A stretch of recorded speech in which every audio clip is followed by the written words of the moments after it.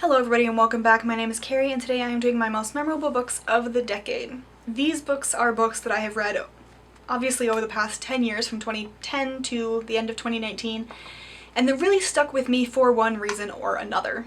Let's get started. To be clear though, they are in no particular order except for chronological. I didn't rank them according to which was the most memorable because that's just way too much mental energy for me to expend, especially given that I had to figure out which were most memorable, although that was easier than, say, best or worst. Let's get into it. Whoops. So the first one is Beloved, which I read in high school in 2010.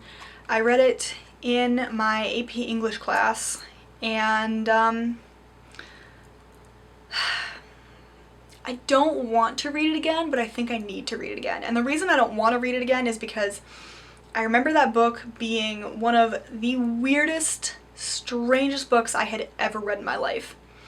I think it was also one of the first books that I ever read that looked at and dealt with racism from a black person's perspective. This is written by Toni Morrison, who was a well-beloved African-American author. Her writing was very good, I do remember that, but I also remember that within the first 50 pages or so, they were doing things to cows that shouldn't have been done.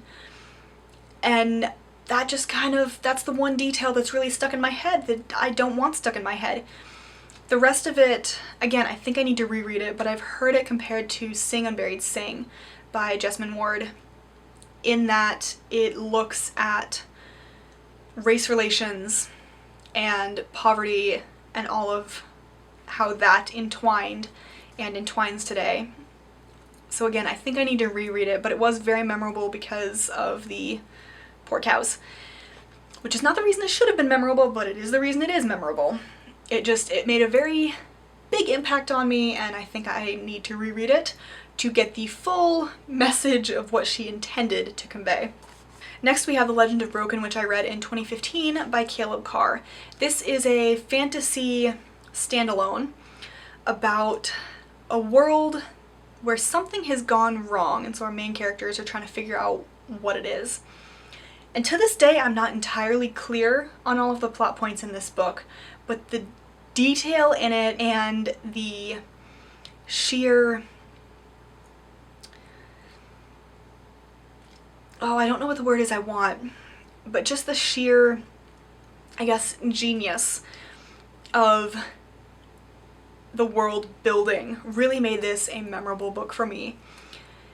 It was fascinating to watch the politics in it play out because it felt like it was a real world rather than a truly fantasy world. They didn't have dragons running around or anything like that, and the realness of it made it obviously an incredibly memorable book. Next we have A Long Walk to Freedom by Nelson Mandela, which I read in 2016 before I went over to South Africa, because at least for me, I couldn't go to South Africa without having read that book. This one is memorable not only for its good quotes and applicable wisdom, but because of the realities it showed of apartheid. Apartheid, if you don't know, is the regime in South Africa from about officially 1948, sometime in the 1940s, after World War II ended, up until 1994 when Mandela was released from prison and became president. They then passed their constitution. They passed an interim constitution in 94 and passed the current constitution in 97. It was heartbreaking and fascinating. Morbidly so maybe, but fascinating nonetheless, to read about apartheid and what had been done to people of color, no matter if it was just a drop in your blood or both your parents were black at the time, because it's something that you think of as a lot farther back than it actually is. And like I said, there were little nuggets of wisdom throughout the entire book. It's an 800-page book, but the writing was incredibly accessible, and he doesn't make it seem hopeless, which I think was also a really important part.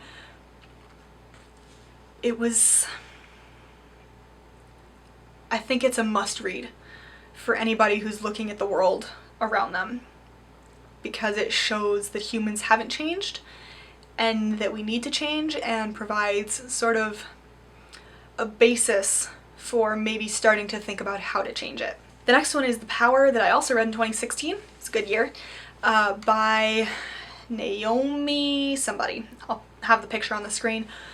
This is a science fiction where women suddenly get the power to electrocute people with their hands, and since we have this power now, women just turn societal norms on its head, their heads, and men become as oppressed as women currently are.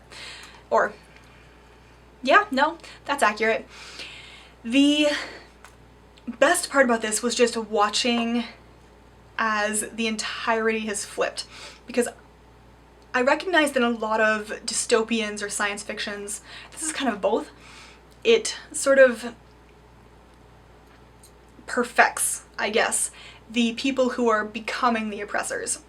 It makes them seem perfect and like saving angels and all that kind of stuff, and the author did not do any of that. She showed that women did exactly what men did, but then by the end of it, everything's kind of toned down and humans have just blown themselves up, more or less, in a less drastic way. It was really fascinating to watch the story develop and how it changed and how women realized what they had and how to use it, and just all of that kind of stuff. Really made you think about gender relations today because of the differences that you see, and you realize when reading that book that a lot of what we think as maybe more normal isn't particularly healthy and shouldn't be normal, but because it's been expected and normal for so many years, we just kind of take it in stride and try to fix the bigger things. Don't get me wrong, fixing bigger things is great, but we also need to recognize the smaller things, and this book really made you think about that. Next we have Good and Mad by Rebecca Traister, which I read in 2018. I read this one on audiobook. There were two small things I had a problem with, and they were mispronouncing words. The author read the audiobook, which was great. She just, mispronounced words, which I have a problem with. Anyway, this book talks about women and anger, specifically how we cope with and deal with and why we are angry. This book was just fascinating because anger in women is not something that people talk about. Women are not meant to be angry. We are meant to sit there in pretty little dresses, pearls, and pumps and smile while the big boys go and play. Women in the last 50 to 70 years have been fighting for our place in everything, and we finally gotten to the point where we are actually in everything, even if we're very marginal in most. But this talked about basically the history of why we should be angry and how that came about and what we do with it, which was fascinating because, again, it's not something that we really talk about, the whole pearls and pumps thing. And I thoroughly enjoyed the way it made me process things differently about my own anger and why all these protests were happening, and the Me Too movement, which had just been, I don't know about just, my timing is a little bit off, but I know that happened last year, /2018. But it made me think about all of that and the justification for us being mad and what to do about it. And the last one is The Overstory by Richard Powers, which I read late 2018, possibly early 2019, and I don't really remember. Oops. This one is a fiction book about trees through the eyes of various different human characters and their families. And this one just really made you think about the environment and humans and how they interact. It was absolutely fascinating. I did a review on it, so I'll link that down below. Like I said, I don't remember if I read it at the end of 2018 or included it in any of those videos, but I did want to include it here because this is a decade video, so it fits very well. I'm still thinking about it because I think it was fantastically written and makes you read slow enough while still keeping you engaged to really interact with the text and realize that the trees outside your window are more than just logs for the fire. those are my most memorable books of the decade. I hope you enjoyed, and I'll see you in my next video. Bye.